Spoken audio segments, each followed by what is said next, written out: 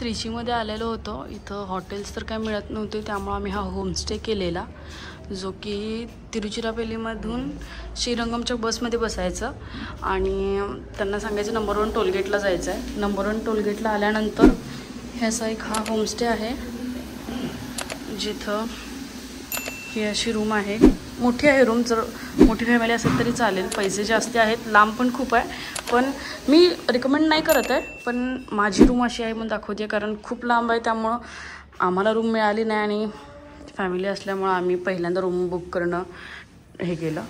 So ही अशी आहे room. खूप जास्ती थकलो आहे, कारण बसचा वेळ एवढा जातो आहे आणि ही तमिळनाडूची ट्रिप ना अंत बघायला लागलं आहे कदाचित, कारण जितकं खुश झालं पाहिजे त्याच्यापेक्षा जास्ती तर त्रासच व्हायला लागला यामध्ये. सो ही अशी आहे रूम. हा एक डबल बेड आहे, हा एक सिंगल बेड आहे आणि हा एक सिंगल बेड आहे.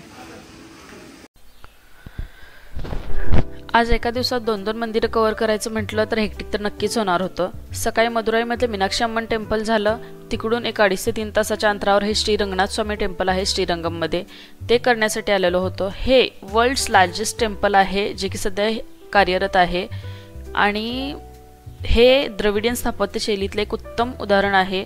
याचं क्षेत्रफळ सुमारे 156 एकर आहे. हे मंदिर गाव सगळं आपल्यातच इनबिल्ड आहे. इथं लोक राहतात, घरं आहेत लोकांची, हॉटेल आहेत, त्यामुळं बऱ्याच गोष्टी इथं मंदिराच्या आतमध्येच अवेलेबल आहेत. या मंदिरात 7 भव्य भिंती आणि 21 गोपुरम आहेत. इथलं सगळ्यात मोठं जर आकर्षण काय असेल तर ते गोपुरम. इथलं सगळ्यात मोठं जे गोपुरम आहे ते राजगोपुरम. हे 72 मीटर उंचीचं आहे. त्याचा व्हिडिओ मी नंतर अपलोड करेल. आणि हे दक्षिण भारतातील सर्वात मोठं गोपुरम आहे. इथे दरवर्षी तमिळ मार्गाजी महिन्यात म्हणजे डिसेंबर ते जानेवारीच्या महिन्यात इथे 21 दिवसांचा महोत्सव साजरा केला जातो. लाखो भक्त येत असतात. मंदिर खूप मोठं आहे, ऑर्गनाईज खूप छान होतं आहे. फक्त पाण्याची सोय नाही, गरमी खूप जास्ती होती, त्यामुळं आम्हाला थोडासा त्रास झाला. इथं पेड प्रसाद सुद्धा आहे. 20 रुपयाला लाडू मिळतो, 30 रुपयाला काहीतरी ह्यांचा जो तो लेमन राईस असतो तो मिळतो. बरेच लोक इथंच बसून खात होते. इथं विष्णूजींची निद्राधीन अवस्थेतील मूर्ती आहे. आणखीन बाहेर छोटी छोटी मंदिरं आहेत, तिथं विष्णूजींच्या 3 रूपातील पूजा केली जाते, म्हणजे उभ्या स्वरूपात, बैठ्या स्वरूपात आणि निद्राधीन झालेल्या स्वरूपात. मंदिराचं स्कल्पचर इतकं मोठं आहे की बघून होईस्तोवर जवळजवळ 3 ते 4 तास जातील. हे मंदिर याबाबतीत एक दंतकथाही सांगितली जाते की भगवान श्रीरामांनी त्यांच्या भक्त बिभीषण यांना भगवान रंगनाथ स्वामींची एक मूर्ती भेट दिलेली होती.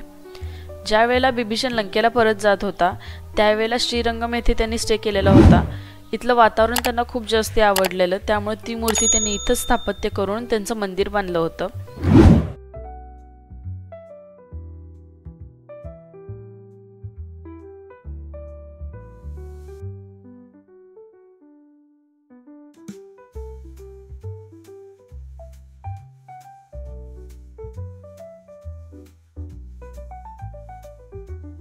नमस्कार, मी आता श्री रंगनाथ स्वामी टेम्पल श्रीरंगममध्ये आहे. मला असं वाटलं की श्रीरंगम ही एक सिटी आहे, पण श्रीरंगम ह्याचं नाव कुणाला जास्त माहीत नाही आहे. पण ही तिरुचिरापल्ली ही सिटी आहे, त्याला त्रिची असं म्हणतात. आणि त्रिचीमध्ये आल्यानंतर पण खूप आतमध्ये एक 8 ते 9 किलोमीटरच्या अंतरानंतर हे श्रीरंगम असं एक ठिकाण आहे, जिथं हे मंदिर आहे. मंदिर खूप जास्त मोठं आहे, पण हे लार्जेस्ट टेम्पल का म्हणतात हे मला अजूनपर्यंत काही कळालेलं नाही आहे. मंदिर सगळं काही इथंच आहे, पण विषय असा आहे की मंदिराचा जो एरिया आहे तो खूप मोठा आहे आणि त्याच्यामध्ये लोकांची घरं वगैरे आहेत. आपण मोठं मंदिर तेव्हा कन्सिडर करू शकतो ज्या वेळेला त्याचा गाभारा मोठा असेल, म्हणजे त्याचा गाभारा मोठा आहे हे कन्सिडर करण्यासारखं असेल. इथं असं आहे की घरं आहेत, म्हणजे एक गावच आहे हे, आणि त्या गावाच्या आतमध्ये मंदिर आहे, पण ते मंदिर चालू होते बाहेरून, त्यामुळे ह्याला म्हणतात वर्ल्ड्स लार्जेस्ट टेम्पल. पहिली गोष्ट.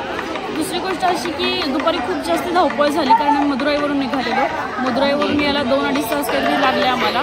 त्यानंतर बस नव्हती, बस खूप जास्त शोधली, रिक्षा शोधली, ऑटोवाले खूप जास्त सांगतात इकडे पण रूटवर खूप जास्त, कारण यांचा सीझन असतो. आणि त्यानंतर मग आम्ही बसने आलो. बसने हाफ वेपर्यंत आलो. त्यानंतर त्यांनी आम्हाला सोडलं तिथं आणि मग तिथून आम्ही मग ऑटो करून आलो. वेळ नव्हता त्यामुळे काहीच ब्लॉग शूट करू शकले नाही. रूमवर गेलो, पटकन फ्रेश झालो. फ्रेश झाल्यानंतर इथलं मंदिर 5:30ला बंद होते ही आयडिया होती, पण उबर ओला ट्राय केलं तर रॅपिडोमध्ये आम्हाला 4 मिनिटात लगेच रिक्षावाला मिळाला, त्यामुळे आम्ही लगेच आलो इकडे. आणि 5:03 काहीतरी समथिंग झाले त्यावेळेला आम्ही आत गेलो आणि दर्शन वगैरे घ्यायच्या ज्या लाईनमध्ये आम्ही गेलो खूप जास्त रश होती. पहिल्यांदा मी खुश झाले की हां बाबा इथं तरी आहे, सरळ आहे, लोक सरळ मूव करतात, मध्ये आधी कोण घुसत नाही आहेत. पण ही माझी खुशी थोड्या वेळासाठीच राहिली, कारण जसं पुढे गेलो ना तसे लोक खूप जास्त असं म्हणजे हल्लागुल्ला, कारण 5:30ला मंदिर बंद होणार होतं. मंदिरात खूप जास्त हल्लागुल्ला चाललेला, कारण सगळ्यांनाच आतमध्ये जायचं तर सगळ्यांना माहिती होतं 5:30ला मंदिर बंद होणार आहे. त्यामुळं आम्ही पण याच अनुषंगानं होतो की गाभारा खूप जास्त मोठा आहे आणि लाईन मुव्हिंग होती आणि एक 10-15 मिनिटं जरी गेली तर आम्ही आतमध्ये जाऊ, मंदिरात एंटर करू, जेणेकरून आमचा नंबर येईल. पण जसं मी त्या गाभाऱ्यामध्ये एंटर केलं, सगळे लोक एक थोडासा छोटा रस्ता होता, तिकडे सगळे लोक पळायला लागले. जी फ्रीची लाईन आहे ती सुद्धा म्हणजे लोकांनाच कळेना की आपण कुठे जातो, आणि तिथे बोर्डच नव्हते की ही पेड लाईन आहे. आणि तिथं आम्ही गेल्यानंतर आम्हाला सगळेजण म्हणायला लागले नाही 500 रुपीज द्यायला पाहिजे पर पर्सन, ही पेड लाईन आहे. मी म्हटलं असं कुठं दिलेलं नाही आहे इथं, तर नाही ही पेड लाईन आहे, फ्रीची लाईन तिकडून आहे. वेळ झाला, ठीक आहे, आम्हाला आता हे कळून चुकलेलं की आपलं दर्शन नाही होणार आहे किंवा होईल पण वेळानं होईल. त्यामुळे आम्ही ती लाईन सोडून पुन्हा फ्रीच्या लाईनमध्ये गेलो. फ्रीच्या लाईनमध्ये गेलो तिथेही तसंच वर्स्ट मॅनेजमेंट, आतमध्ये फॅन्स नाही आहेत, काय नाही, पूर्ण पॅक मंदिर आहे, खिडक्या नाही आहे, काय नाही आहे, म्हणजे खूप जास्ती गरम होते तिथं. तरीही दर्शन झालं खूप छान. विष्णूजीची निद्राधीन झालेली मूर्ती आहे तिथं आणि खूप छान वातावरण आहे. देवाचं दर्शन घेतलं छान तर वाटतंच. इथला एरिया खूप मोठा आहे आणि दर्शन घेऊन बाहेर आल्यानंतर हा प्रसाद मिळाला आहे. प्रसाद कसा आहे बघूया. हा शिरा आहे ॲक्च्युली.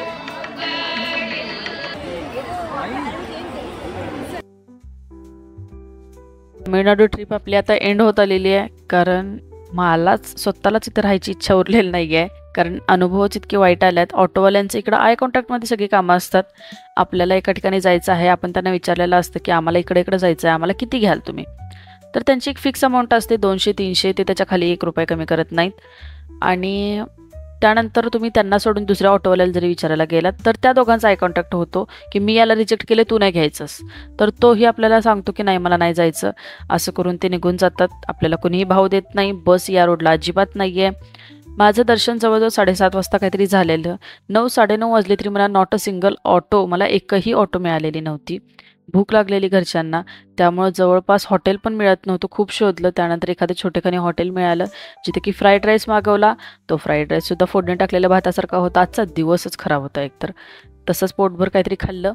त्यानंतर देवाच्या कृपेने देवाचा इतका धावा करत होतो, देवानीच पाठवलेलं की काय कल्पना नाही, पण एक ऑटोवाले काका मिळाले. त्यांनी आम्हाला 180-160च्या अराउंड काहीतरी ते तयार झाले आम्हाला आमच्या डेस्टिनेशनला सोडण्यासाठी. त्यामुळं आता हा ठरवलेलं होतं की साऊथ इंडियामध्ये पुन्हा येताना खूप विचार करून यायचं. मी कुठल्याही क्षेत्राला नाव नाही ठेवत आहे, पण माझा अनुभव असा होता.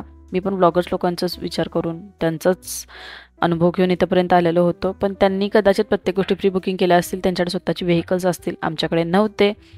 आम्ही रूट्सवर राहून सगळ्या गोष्टी करायचा प्रयत्न केलेला. सो माझा अनुभव असा होता. आता याच्यानंतर आम्ही ठरवलेलं की थंजावरला जायचं, पण ते थंजावरला जाणं शक्यच होणार नव्हतं, कारण कुणाचाही मूड नव्हता आणखीन फिरण्याचा, आणखीन दगदग करण्याचा. त्यामुळं नेक्स्ट मॉर्निंगला चेन्नईला जाणार आहोत. So stay tuned. आणि व्लॉग आवडल्यास लाईक, शेअर आणि सबस्क्राईब करायला विसरू नका. Bye bye.